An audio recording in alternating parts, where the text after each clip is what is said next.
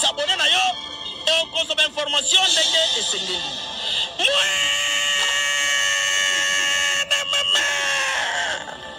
Ya biso na bino 24 heures ya information ya culture na biso kaka awa na micro libre et pas ya Jemima Ibele.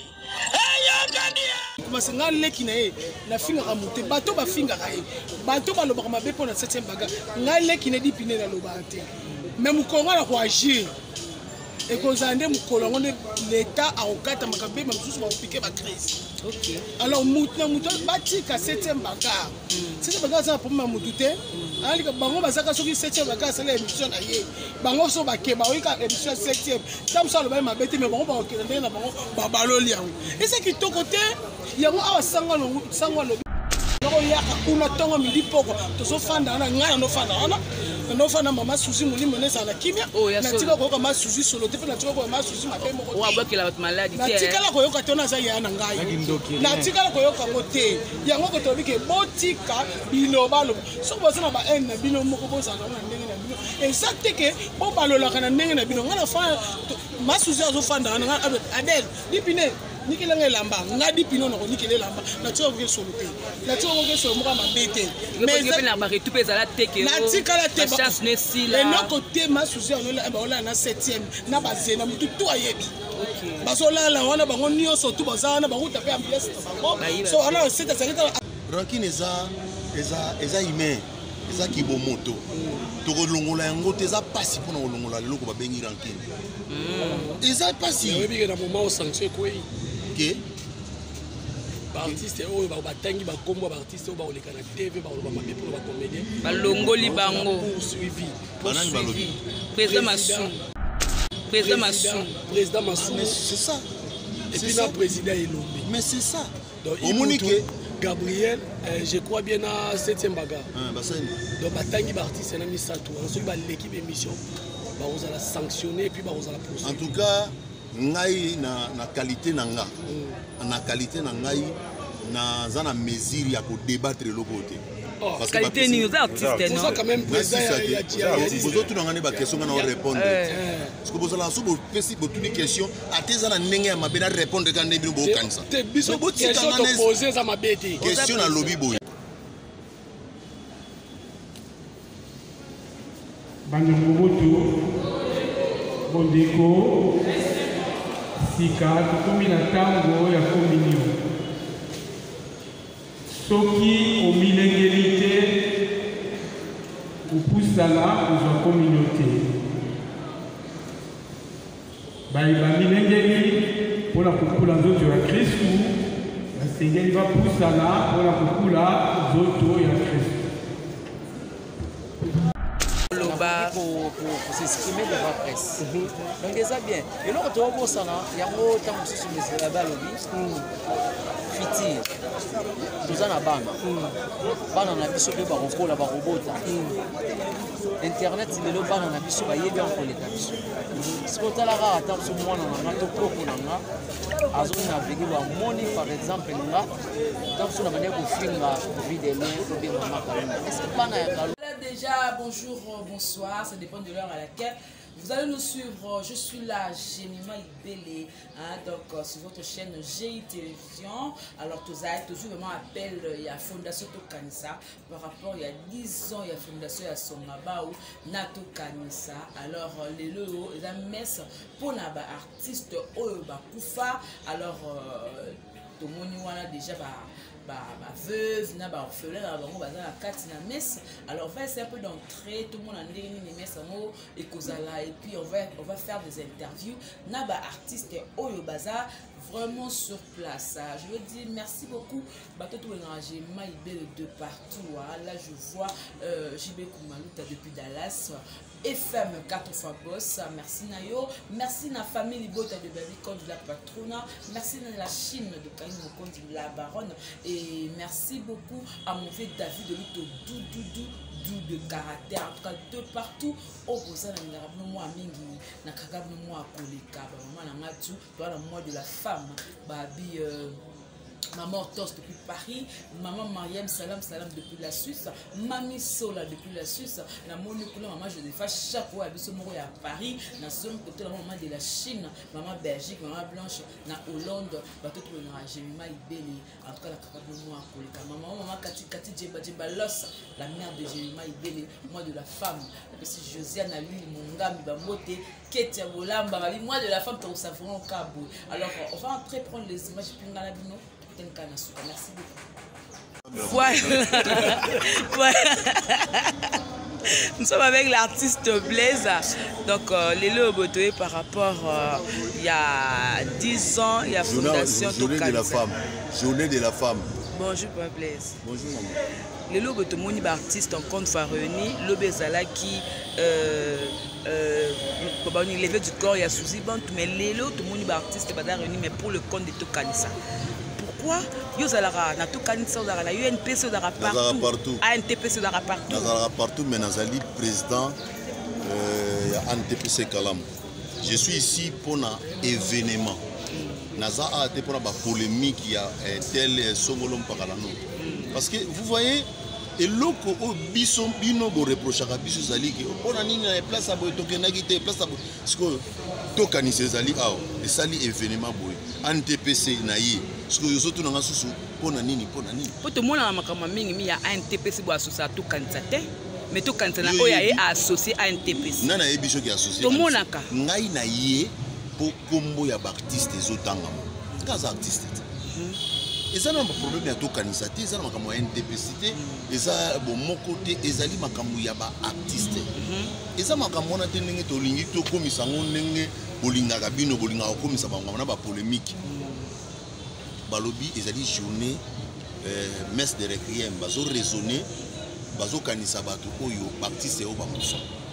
Les artistes sont bazaki lokola ngaiti. Ba on ba kenda biso zanfi. Yango na sali pa na ngai lokola artiste. N'a pas participé. N'a pas compte ANTPC. Oui, en tant qu'artiste. En tant qu'artiste. Mais Nazali président, il y a ANTPC Kalam. Ce que tu as quand tu artiste ou kufa, tout le monde a dit pona capé artiste. Au moins la règle moko zonga, mais d'abord ça me kufa pe kala. Qui par bas na bangote ba la bangote. Vous avez mieux placé à l'administration. Il y a tout canisa pour poser une question. On a mieux placé à répondre parce que tant que ça a organisation on a donc au canisa mon amour baptiste belé a na basi na bango na bana bango. Mais il y a tout canisa plus. Il y a NTPC il y a tout canisa plus. Vous avez un problème na NTPC na tout canisa? Vous avez un problème na bango? Té na zolo baka. Yango na zolo bati. To monaka to yebi. Mais to monaka boluka organisation wana. Dans ba organisa kama kambu wana boluki bango ici bon mais pona ni to monaka boye. Neti na moment on a moni baptiste a.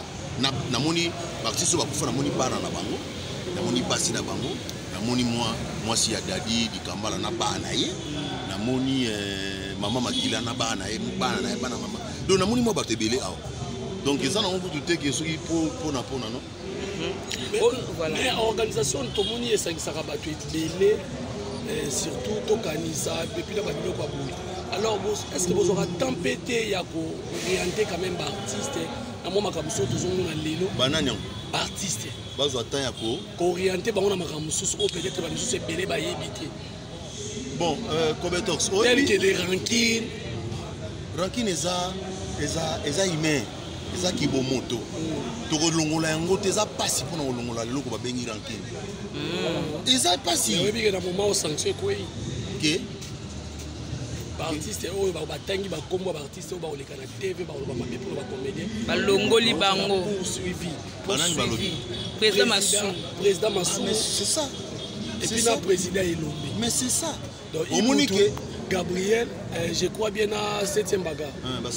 Donc, batangi artiste na misato. Ensuite, l'équipe émission, vous allez sanctionner et puis vous allez procéder. En tout cas, ngai na qualité nanga.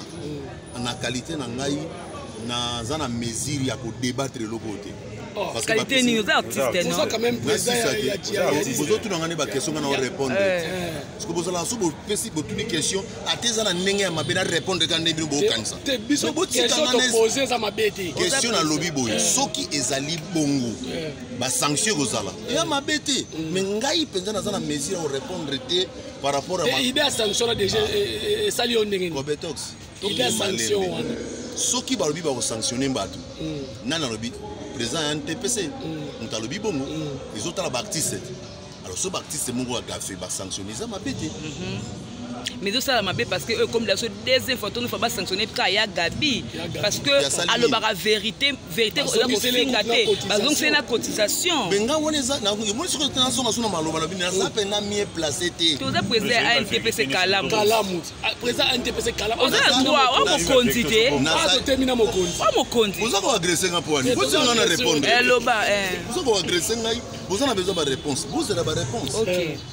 Na hiérarchie ya organisation nyonso ezali na batu o bazaka placer pona kolobela makambo etali branche songolo tompaka mais ngai nazali NTPC Kalamu naza NTPC nationalité donc moyena lobela yango banga ba longolo musala Cobetox comprendre ko comme ça nous comprendre te comme olinga oyebi na yo mozo éviter kaka te yo nous comprendre ngai te et nakoki koloba na place ya président Masumu te parce que c'est mon chef. OK aza papa soka lobi de soka lobi likambu oyo nga na yebi ke sloba maki bongo soki na ocha commentaire mais na ko bakisa likolo na yango te so babi ke ba ko sanctionner batu oyo ba ko zala na comportement mabe si nga na olobani so bazongiseli mutu mbongo cotisation de $50 ne bazongiseli mais est-ce que ngai mutu na zongiseli audio yango pena ne bazongisela ke dimi nango est-ce que ma question bien zali ma question la mabe et ma be makasi d'Israël koyo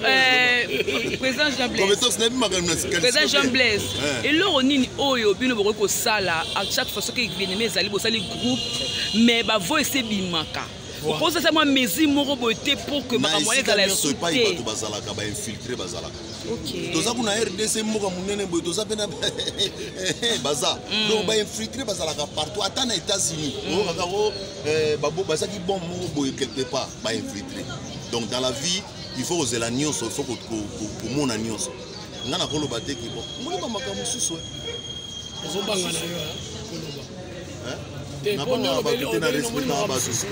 alors, monsieur diminuera parce que la responsabilité ezalaka dignité ya ko développer ngo na ndenge yo lingaka makambo ezala na ndenge ngana linga parce que omoni ezala makambo susu ezalaka makambo ba polémique parce que yo lokolo lingaka polémique bingo lingaka bato so bakota na monde wana leti nga pena ko linga polémique te ozwanga ite vous comprenez donc ceux qui ba sanction ekokuya c'est à féliciter ceux qui bazongiselaki ndeko mbongo ubi bazongiselaki par rapport à bamakambo sokolo mpakala ameka nanu ntango suku koasimi koadimira yango nanu ndenge wana mais après babiyem abimisaki liste wana na réseaux sociaux bon nayebi te merci beaucoup Sango Jean Blaise sango te nazalaka sango te mais na respecta nde bato omoni dans la vie il faut toyeba ko respecter bato omoni kotanga bakomba bato avec facilité pe koloba mabe mbala moko et diminuaka bato na te mais diminuaka yo mto oloba très sage comprendre voilà personnalité basomba yango te ngani nazali awa naza na tante ya bana koloba makambo bato ka kota mabe nene Cobetox alingaka Cobetox alingaka te omoni intel nena yibaki mbongo siko yo lobi ndenge wana tumba sikonga te on ne comment on a santé sur la santé à reprendre soin à mon santé tu n'as pas cet exemple non on doit pas ça qui sont matière ni na PC na PC voilà merci beaucoup on est reçoit la raison de l'émission mais les sanctions oui parce que c'est lié à la sanction ça bien genre ba makambo wana eza bien on a nini omoni eza na mutu mususu aopesa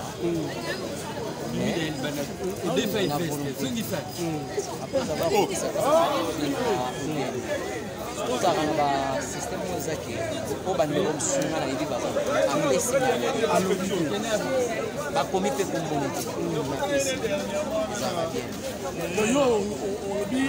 basanction wana ekozalaka bien même biso nyonso ekoyede biso esi un problème nayeba comment koloba s'exprimer devant presse donc eza bien eloko tokobosana yango ntango mosusu meselabe alobi futur toza na bana na biso mpe bakokola bakobota internet lelo bana na biso bayebi yango koleka biso soki otalaka ata biso mwana nanga to koko nanga azonavigi bamoni par exemple nga ntango so na bande kofinga videle tobengama kalunga estce bana ya kalunga to bana oyo bana ya kalunga bakobota basepelaka na bana ekoma mpe na niveau ya kokangisa mpe artiste afili moninga na artiste bakangi ye mpena ekodiscipline baartiste ebele donc mpe lau mpe sokolasa baéducation ya bandela donc bandeko mosusu bazongana eza mabe te eza bien donc vraiment na appuye merci donc tokutumoni awa dipine petite sœur propre ya 7e bagarre mais yazalaka mingi na tokanisa lelo boye 10 ans ya fondation Songabao tomoni tokanisa sangisi susu mpona commémorer encore une fois mort ya baartiste esali yo nde nini ngai mpona ngai esali nga nanu bien makasi po eloko oyo à chaque fois babengisaka biso batise comédien boya basambela mpona biso toboya bitu makasi so natali bien passage de la fois aloba naza na besoin batise comédien nyonso boya nasambela bamisusu bayaki sibitimami bato bakokufa mokolanda wi ekokutami mpe bato bakufi mais tant que président Massamba a dit que bâtisse comédie boya sango asala bino prière esa ngo prière c'est coach to women tant to yé basende je prière personne mais nombre ndé mukie nombre est-ce que ba mukie yango na longa lo baké bandeko ba ko ba bike osanga lo bike to lingana so muto lo bike nazo sala activité na ngo boya vanteur efutaka na roté orgueil esala na eloko te awa eza mama nzambe ezeke bapesi kisi te bapesi yo te ke jour moko etiaka na non oyeba osambeli osisi okenda presque bato ebele baye na bango eloko moko tosala constat c'est comme si tokanisa ezala vraiment considéré makasi te na baartiste appel à jp masamba ou bien tokanisa bayaka te bon omoni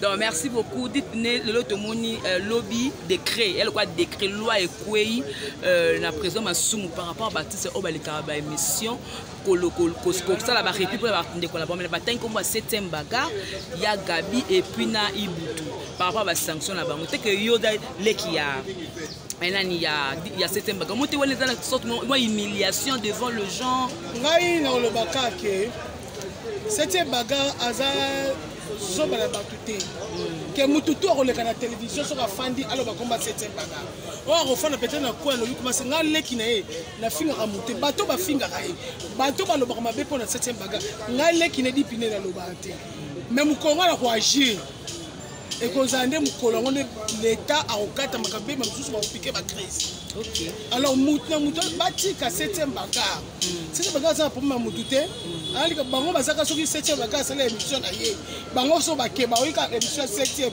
tam ça le ba mabeti mais bango ba okende na bango ba baloli yango et c'est qui to côté yango awa sangwa lobi ake boti kaka koloba biloba loba boti kaka polémique soki muta lobi likambo wana te boti kaka kobalola yango ezaka bien te ngale moment on so muta fingi 7e bagarre na ofinga ye oui mon 7e bagarre moi lobeza te pour sanctionner pour apprécier ba mo ba les 7e bagarre ya ça qui émission te pour afinga mutu ya lobaki na ba tuba ko tuna lobaki pona souci bantu moni moneza na kimia ya lobaki pona souci bantu asima mona 7e bagarre na bateme denga ya ko tale na ndako OK oui souci de sera zobe goût à théâtre oui c'est ça qui azwa goût à théâtre tant ba 7e bazo tourner ki na bango ndi ba ona tourner na ndako ya ba souci bantu moni moneza na kimia ba ona tourner kuna souci la ka mo sa ba bala yi babala ye batiaka ya alliance nde amoni ke lelo nzambe obika monde de choses ezalaka tiki na ye akomi na monde ya théâtre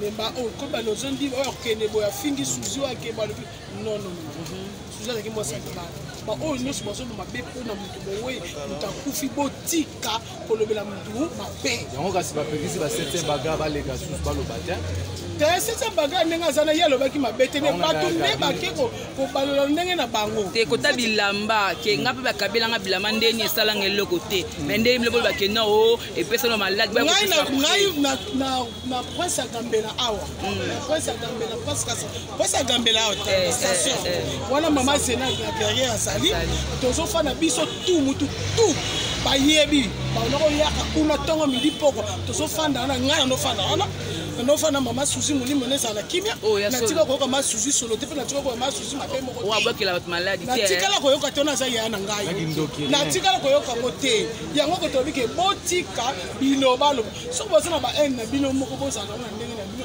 eza te ke bobalolaka na ndenge na bino ngai nafa ma suzi azofanda wana ngai abel lipine nikelanga elamba nga dipino na konikela elamba natika koke solo te natika koke solo moko mabe te natikala te enoko te masuzi baolala na 7e na bazena motu tu ayebi bazolala wana bango nyonso tu baza wana bakuta mpe ambiance na bango so wana osete azalaki na n'importe bavi na ye wana bakoyeba bango nyonso te géri ayebi géri matondo compétence ayebi yango azalaka chef de répétition 7e baga oui donc ekosalanga mpasi bato bakoyaka koloba bilobaloba oyo suzi boye moto akufi bwi pokosala bapolémike na bino mekosala bapolémike te na ntango motu oyo asasa akufi oweyi bokoma kobimisa biloko moko koba ndeko nanga totika yango siko likambo oyo ozongisela Gabriel $50 na ye wana ndenge bakoyesa etamboli ya cotation koprise lombe ayebisi fata azongisela Gabriel $50 mona ondenge eza lokola $50 babi bazongisela eza mabe parce que baza bacamarade moninga na bango akufi ntango moninga azwi $50 na ye apesi bango kozongisela te eloko wana nde eza bien te bon ekoza mpe bato babalo na ndenge na bango ozokompane yango tozobake totika kolobaka mabele mosusu Gabriel mpe alobi ne mabe moko te bato bake bakosili Gabriel makambo ozokompane c'est ça la vie donc totika conseil opesa na ibutu Gabriel na 7e bagarre par rapport à bande basanctionné bango baleka na tv wana opesa bango conseil ke bango mpe balobaki na bango mabe te ezalaka ndenge bato nde bazobanda wana kolobaka yake bango nyonso wana baza bayaya na ngai vraiment bayaya na ninga bino mingi oyo leti na bino soki bato baza kobetela bino bamasola bato mosusu boloba yango su te parce que soki bino booloba bango bayosoka ya bino baokapte bazobalola voilà nga alobaka yango wana otika mama susi molimo nezala na kimia merci c'est Lipine.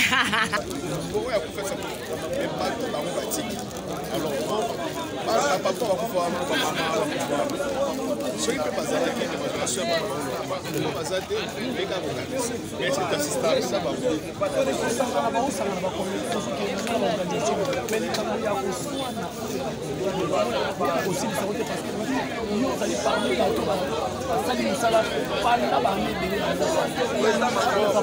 et là on te va dans niveau la base la famille l'éducation je crois que nous l'éducation a bien la famille les ça pendant impossible à son dans la balabala à va conflit là-bas sans nous parler de l'évangile l'éducation de base peu contact dans le monde de théâtre tout ça va néger belé partout je suis pas allé bien éduqué je suis pas allé mal éduqué je suis pas allé où éducation pété alors il y a un moment on a rappelé babilo mingi ils ont pendant fondé la base de la famille construite tout ça nous avons ambassadeur la famille là on a évité ce mouvement on a vu dans les salles on a sur la balabala attends de ce que fini attends de répondre au thé surtout là on a d'abord c'est impossible parce que nous avons éduqué beaucoup les aides pour médication. Nous sommes dans les lieux sanctions.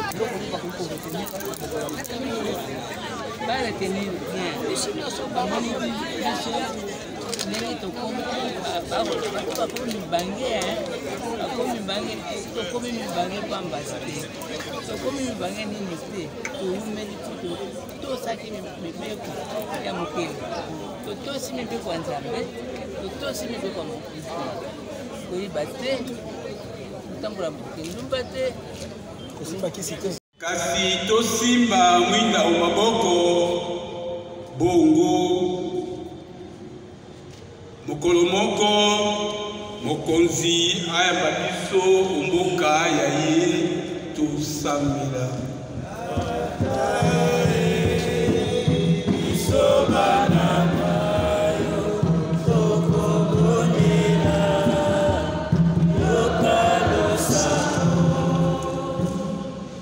Nzambe tata oyoki sambo ya biso tobonzeli yo mpo ya bandeko ba biso baartiste comédie banso bayebawa opesa bango esika penepene na kristu bongo mokolo moko biso mpe awa totamboli malamu tosali mosala moyo awa osi malamu tokutana bango lisusu po nkembo ya yo tokobondela bango mpo ya kristu mokonzi wa biso mpo bileko biso siko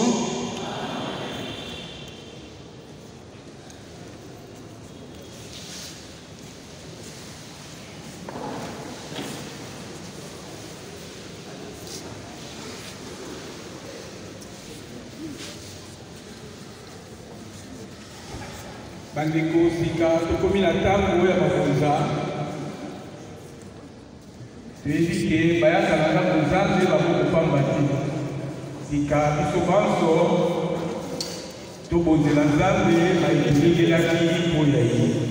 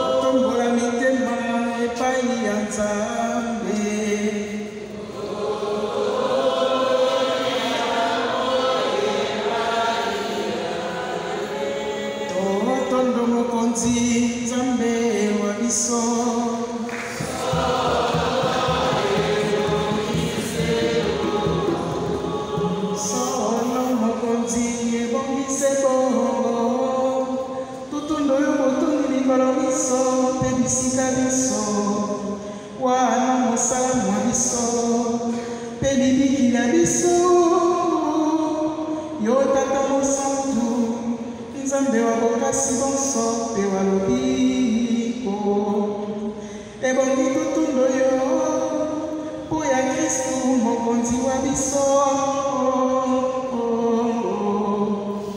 ye moto ayebisi elike asekwa tozali na mawa solo zambi tosengeli kowa kasi elike ya bomoi balobiko ekobondo biso mpo ya bato bayambi yo mokonzi bomoi bokosila te kasi bokobongwana mpe ekufika koefanaka biso awa onse okobongisela biso esika ya kofanda seko olikolo yango ani elongo na banzelu mpe na basantu banso tokosakola ntembo yayo mpe tokoloba banso elongo yo mosantu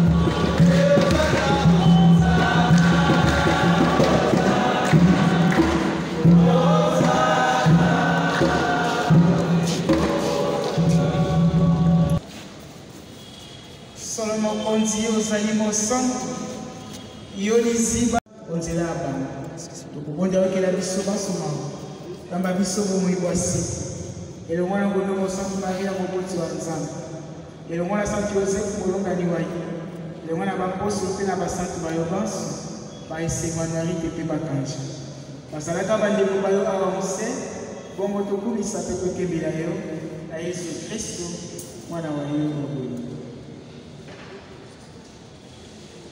mpo ya kristo elongo na ye mpe okoboya ye tokopesa lokumu mpe nkembo na yo tata wa bokasi bonso ozali na elimo santu nzambe moko obileko biso seko amen lokola mobikisi atindi mpe atei biso tokoki koloba boye tata wa biso ozali likolo kasi bakokisa nkombo ya yo bandima mokonzi wa yo oyelingi yo basala yango mose lokola bakosalaka likolo pesa biso lelo koteya mokoso limbisa mapema biso lokola biso tokobikisaka bato salisa biso tolima basekete mpe obikisa biso tokobondela yo mokonzi obikisa biso mabe maso opesa mikolo ya biso boboto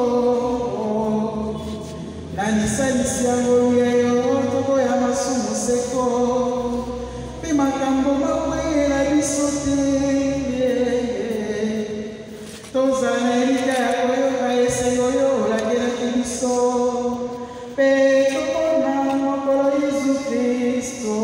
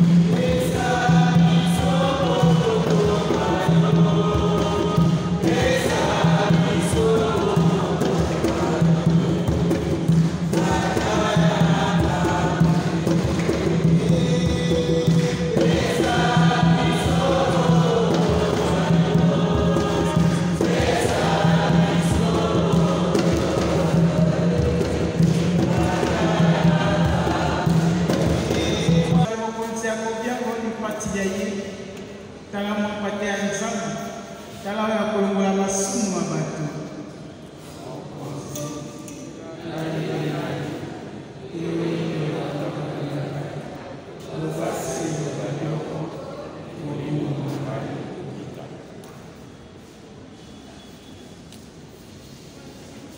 Banyomoboto, Bondeko, Sika, tokomi na ntango ya communion.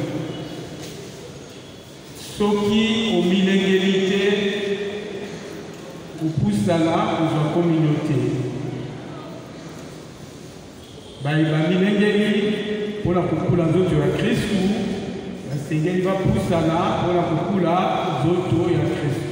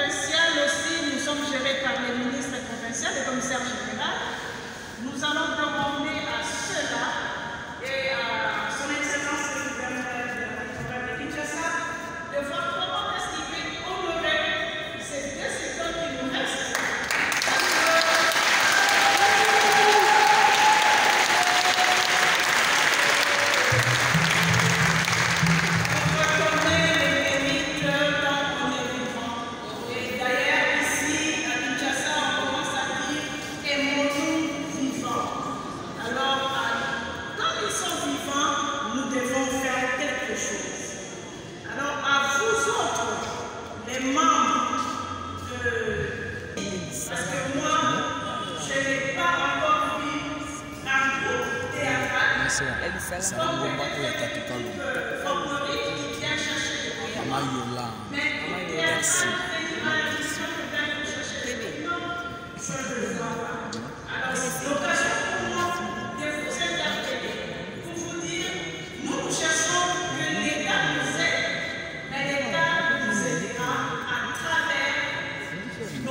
Ce sont les orphelins des artistes qui sont là pour le compte de la fondation Tokanis. Ce sont les orphelins des artistes et le veuve des artistes.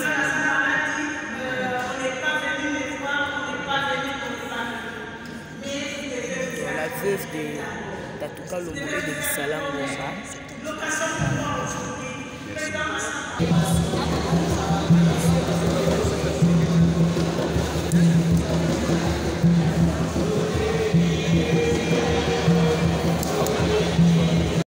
Merci beaucoup à vous tous qui nous avez suivis hein, de partout. Nous avons vraiment donc tout ça voilà par rapport à Mess Auto, tout il y a artistes, comédiens, disons, il y a Fondation Tokantena, Fondation Songaba ou Papa Nassou Songaba. Alors vous avez vu Maman Impala, Bomoni, artiste Nabino. Oyo bamona na rappeler musu bazasuna ba santé bomoni bango bozu ba interview ba propos ya Blaise, artiste Jean Blaise, bozu ba propos ya Dipinele qui a cette bagarre, ya Papa Nassou Sundiata. En tout cas, ngala docteur Mbalasima, je dis merci à vous tous. À continuer de vous abonner sur notre chaîne GI Télévision, vous ne serez pas déçus. Et je dis merci beaucoup à FM 4 fois boss, JB Koumanuta, ainsi que toutes les mamans. On se retrouve prochainement. Au revoir. Bye.